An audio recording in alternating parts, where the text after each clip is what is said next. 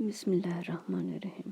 سورہ مجادلہ آیت نمبر 14 سے 19 میں اللہ پاک فرماتا ہے، بھلا تم نے ان لوگوں کو نہیں دیکھا جو ایسوں سے دوستی کرتے ہیں جن پر اللہ کا غضب ہوا، وہ نہ تم میں ہے نہ ان میں، اور جان بوجھ کر جھوٹی باتوں پر قسمیں کھاتے ہیں۔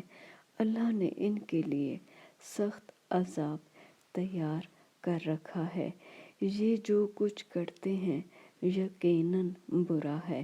انہوں نے اپنی قسموں کو ڈھال بنا لیا اور لوگوں کو اللہ کے رستے سے روک دیا ہے، سو ان کے لیے ذلت کا عذاب ہے۔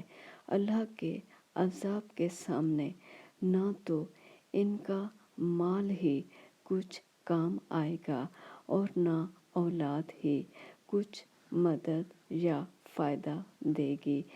یہ لوگ اہل دوزخ ہیں، اس میں ہمیشہ جلتے رہیں گے۔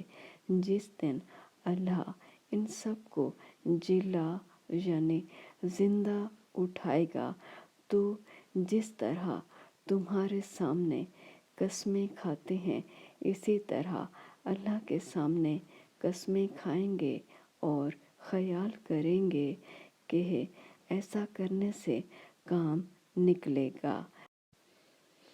دیکھو جھوٹے اور غلط ہیں، شیطان نے ان کو قابو میں کر لیا ہے اور اللہ کی یاد ان کو بھلا دی ہے۔